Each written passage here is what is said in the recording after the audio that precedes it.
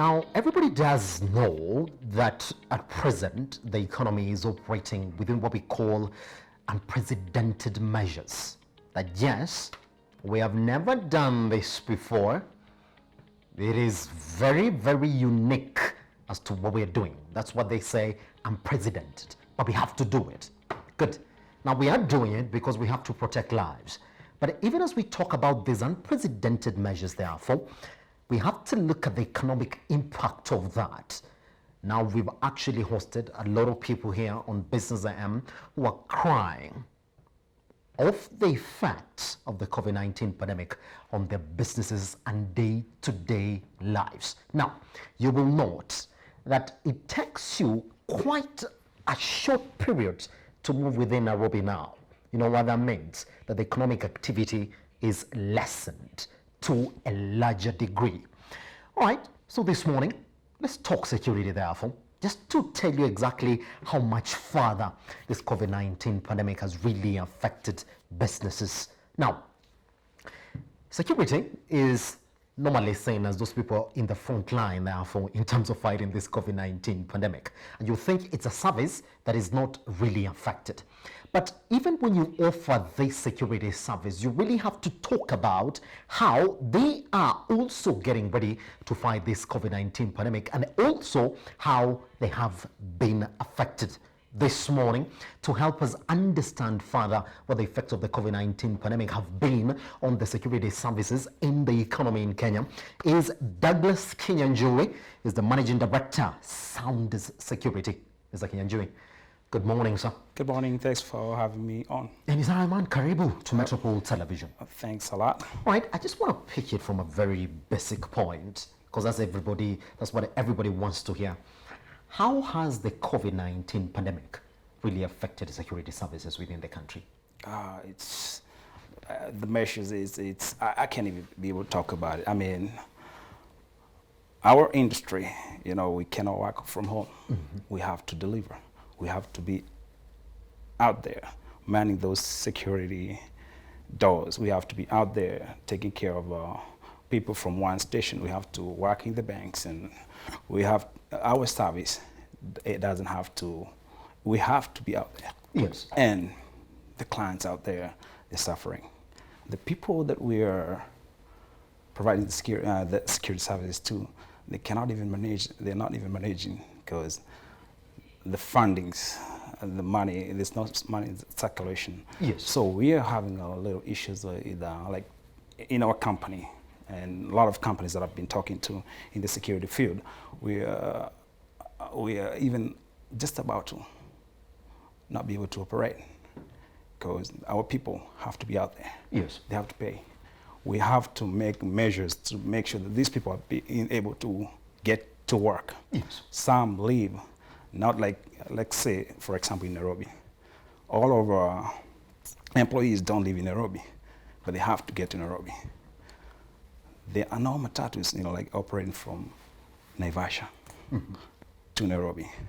They cannot get to work in time. Coming from past Thika or past Machakos County. Yes. And it's quite hard, but we're going to still keep pushing. And yeah. It's interesting now, for that when we're looking at the essential services that the government is talking about, security right. is also an essential service there. There is. But did they not really think about it deeply on exactly how they were going to enable you? Because when you talk about, we have made a cessation of movement between into and out of Nairobi. Was that really going to affect you that much? How is it really affecting you? Right now we are forced even to go deeper in our pockets to provide for these guys to be able to get here. We have to make sure that we get companies who can be able to go pick our employees yes. and bring them to the city and take them back. Yes. Right now, I can tell you for sure, it's thick, it's thin. Everything that we're trying to push and providing security to our people, to the organizations, to companies, it's hard. But we're just hoping this thing can go away soon. Pretty much, that's what everybody's talking about, isn't it? So talk to me about the effect. Are you getting affected by company closures and downsizing at this point now? Absolutely, some of the companies, there is a client that I work for, on March 16, they had 316 people who were, it's a hotel. Yes. They had 316 people who had already were in their rooms. Yes. On March 17, it was 0. Wow. So from 16th 16 to to 0. 17th, there's nobody There's in the nobody. hotel. So which pretty much means that your service is not needed. And so we had to cut the employees by more than half that we provide. So, and these people, you just wonder, are you going to tell them just go home? And there's no pay, because we're not going to be getting a check from the guys, because they're not getting the service. So it's for us to figure out how we're going to work out, and it's tough, but Kind of push with it, isn't it? we're just pushing. And All right, let's therefore talk about the basics therefore. Have you been getting your security personnel therefore aware of the COVID-19 pandemic? Because security has also been viewed as an integration to fighting the COVID-19 pandemic in terms of also tracing these people who might be affected by the COVID-19 pandemic. Have you been getting them ready? Absolutely, we've been doing that. Actually, we've been doing every personnel. Yes. We've made sure that everybody has a smartphone in our organization. So we've been sending text through the day repetitively, and also video clips of how to protect, and whatever the government is issuing out there, we also sending it to them. Yes. And also we have teamed up with a private practitioner who has made these clips of how to wear your mask, how to wash your hands. Yes. And just keeping a social distance like we're doing right here. Yes, Right. pretty much, isn't it? Right. So is it taking time therefore to graduate your security personnel to saying that, well, these ones are quite aware, or it's been an ongoing process? It's like something that you have to teach you now and then, every now and then, until now we feel like, well, the training has reached everybody. It's a process, we are human beings, and we all don't fit in, like when we're in school. Yes. Not everybody gets to understand and abide by what needs to be done. So it's a process, and we're excited, most of them, even they're giving compliments back, and they're telling us, maybe we can change this, can we do this? Yes. How? And we're just excited that most of our staff are adjusting to the changes. Yes, pretty much, isn't Right. it? All right, I want to understand therefore, because now everybody is looking at the decisions that companies are making when it comes to either retaining their employees or pretty much making an economic decision. You got to remain in business. Right. And you have employees now that have been affected by this COVID-19 pandemic. What has been this decision that you made as a company, as sound as there for security? What are you going to do?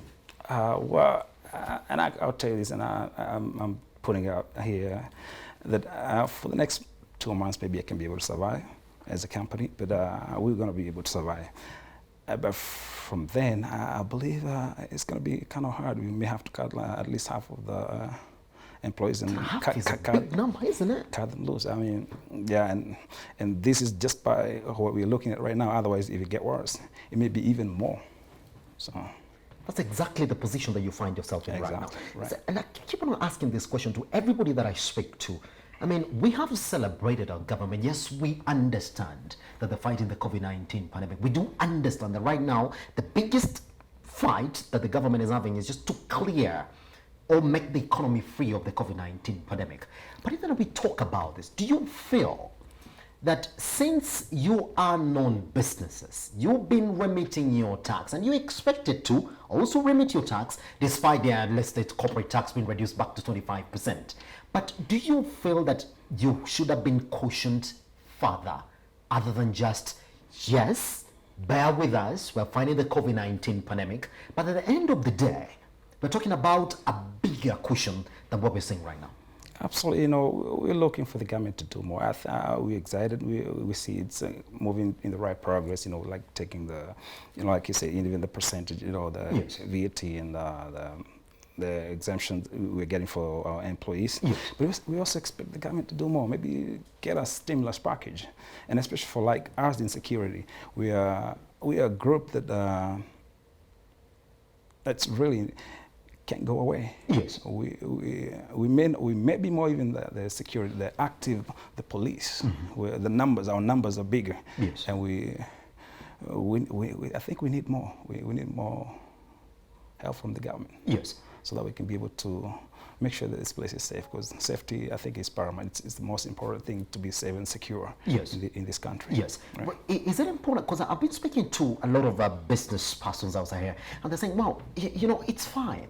But when we tell you it's a chain reaction, that you can actually say that, yes, we're fighting the COVID-19 pandemic, but then my business depends on somebody else's business. When this person's business is closed, then I don't get nothing out of it, which is, case in point, what you're going through right now.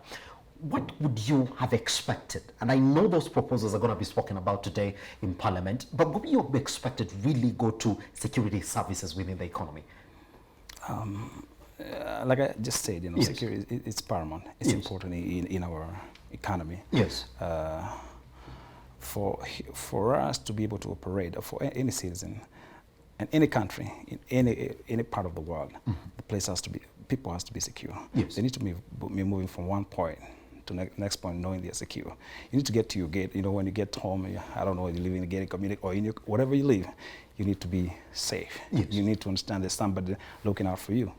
And that's what we're saying, we need more help from the government. The government needs to do more.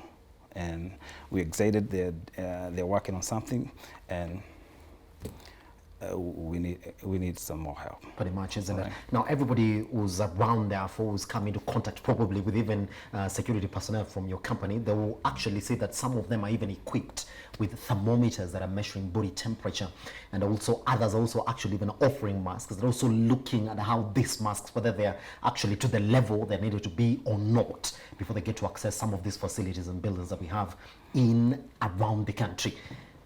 What is the procedure for reporting any case, therefore, that may be found by the security personnel in your company? What we have done with team in every county that we are operating, Yes. we've got the numbers for the county officials. Yes. And as soon as we have a standard operating procedures in our organization, when that security personnel encounters somebody, maybe the temperatures have gone up. Because I think that's the most we are able to do for now. Just measure the temperatures, and if they're kind of above a certain number, we usually, the guy on the ground send the information to the supervisor. Yes. And the supervisor determines who the numbers to call, and then after that, they can actually get in contact with you. isn't it? exactly. Yes. But for now we haven't got to that situation. So Yes. yeah. It's unimaginable, because now it's the very first time that Kenya is actually sort of trying to manage a COVID-19 pandemic crisis, and everybody's looking at it like this is a crisis. Is there any challenge that therefore folds security companies like yours, where you have to, today you're training about a different crisis, and tomorrow you have to wake up and train on a whole different level, but training about the COVID-19 pandemic handling? What challenges did you face in the process of training your security personnel? Absolutely, it's quite a challenge. Like now we had to hire, some of the nurses to come and educate. Yes. And inform these the staff that we have. Yes. And a lot of companies are doing that, and that's an extra expense.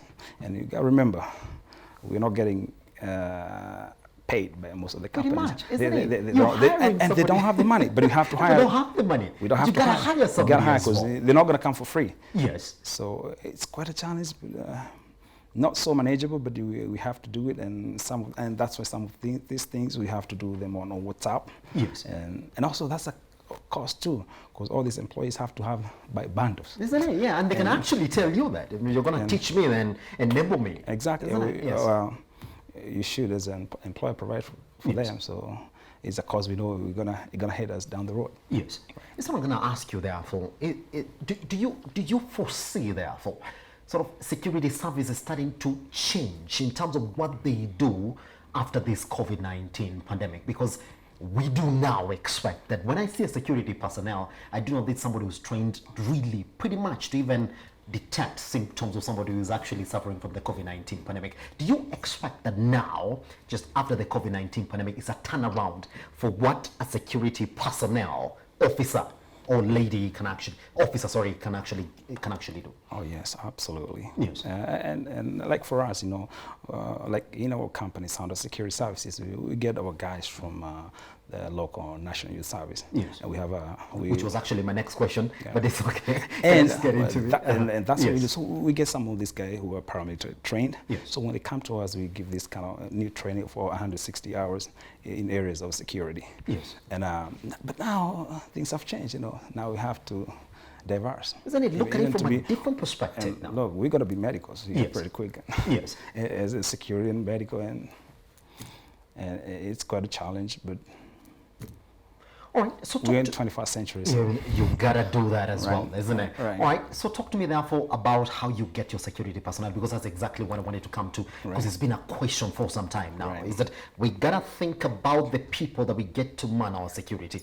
How do you go through the process of getting your security personnel? Right. A couple of months ago, we came up as an organization, and we Yes. looked for how we can be able to provide the best security, because things are evolving, and people need to be secure. Yes.